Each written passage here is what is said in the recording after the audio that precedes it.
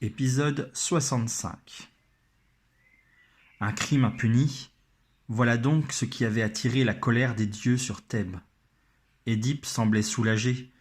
Il y avait une cause à cet affreux malheur. Il allait pouvoir agir pour soulager son peuple. À cet instant, la reine apparut. « Ma chère femme, lui dit Édipe, nous savons enfin pourquoi la peste nous frappe si cruellement. Je vais faire rechercher les témoins du meurtre de votre premier mari, Laïos, et nous serons sauvés. » À ces mots, Thésée tressaillit. Laïos ? Son mari ? Non, ce n'était pas possible, pas elle. Lorsqu'il découvrit le visage de la reine, le doute ne fut plus permis. C'était Jocaste, la femme du roi Laïos. Les habitants de Thèbes avaient non seulement offert le trône de leur ville à Édipe après sa victoire contre le Sphinx, mais ils lui avaient aussi donné leur reine Jocaste en mariage. Thésée tremblait de la tête aux pieds. Édipe avait donc épousé sa mère, et bien sûr, il l'ignorait. Thésée observa le beau visage d'Édipe, ses yeux si bleus, presque transparents. Rien d'impur ne pouvait venir de cet homme-là. Et pourtant, Édipe s'aperçut alors de la présence du devin. « Tirésias, mon ami, tu arrives bien. Je m'apprêtais justement à t'envoyer chercher, dit-il avec chaleur. Je vois que tu as raccompagné mon inflexible Antigone. Merci à toi. Je ne cesse de lui dire de prendre un peu de repos, mais elle est obstinée. » D'un geste paternel, il caressa les cheveux de la jeune fille.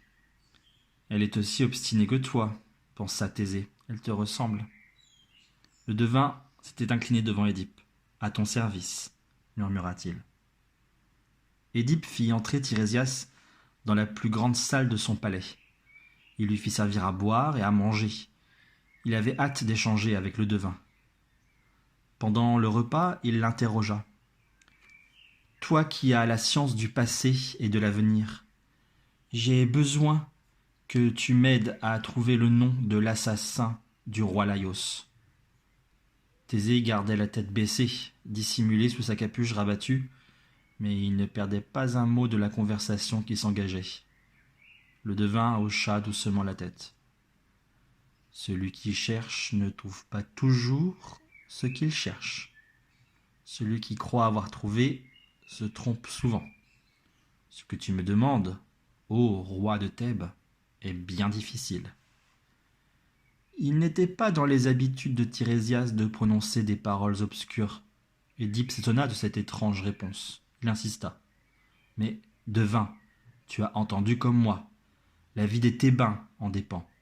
Je dois châtier celui qui a causé la mort de Laïos. Je t'en supplie, si tu le connais, donne-moi son nom. » Édipe parlait avec fougue, et Thésée observait. Son regard allait du profil aux traits réguliers et à la barbe mousseuse de l'un, au visage ridé et à la longue barbe blanche de l'autre. Il avait déjà compris. Si Tirésias ne livrait pas le nom de l'assassin, c'est parce qu'il était trop dangereux pour Édipe de le révéler. Son malaise revint.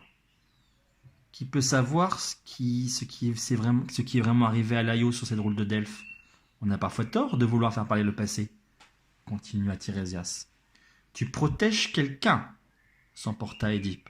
Cet homme doit être banni pour son crime. Quel intérêt as-tu à ne pas le dénoncer ? Le vieil homme ne se troubla pas. La dénonciation est-elle une bonne chose ? Quelle drôle de cité serait une ville où chacun pourrait dénoncer son prochain, où il faudrait se méfier de son voisin ? Désigner un homme à son bourreau ? C'est cela que tu me demandes, Édipe ? Édipe commençait à bouillir de colère, mais il respectait trop le vieillard pour le malmener. Il chercha à argumenter. « Ces nobles pensées t'honorent, devin, et je ne souhaite pas t'inciter à la délation.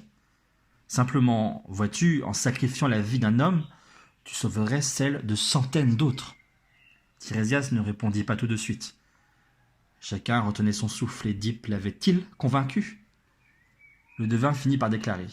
« Même si je te donnais ce nom, j'aurais trop peur de commettre une injustice. Ma science n'est pas infaillible, je peux me tromper. » Édipe eut un mouvement de colère. Il jeta sa coupe de vin au sol. « Aurais-tu trempé toi-même dans un complot pour tuer Laïos ?» cria-t-il. La reine Jocaste, qui détestait voir Édipe perdre son sang-froid, intervint. « Calme-toi, Édipe, calme-toi. C'est vrai qu'il arrive à Tirésias de se tromper. » Puis, se tournant vers Tirésias, elle ajouta: « Mais les dieux réclament un assassin. La mort de Laios n'était pas un accident, c'est un brigand qui l'a désarçonné de son char à un carrefour sur la route de Delphes et a laissé ses chevaux le traîner au sol jusqu'à la mort. Cet homme-là doit être condamné à l'exil à jamais. » En entendant cela, Thésée eut la confirmation de ce qu'il craignait. Inquiet, il regarda Édipe. Celui-ci avait pâli. Il était en train de deviner, lui aussi, le nom de l'assassin du roi Laios.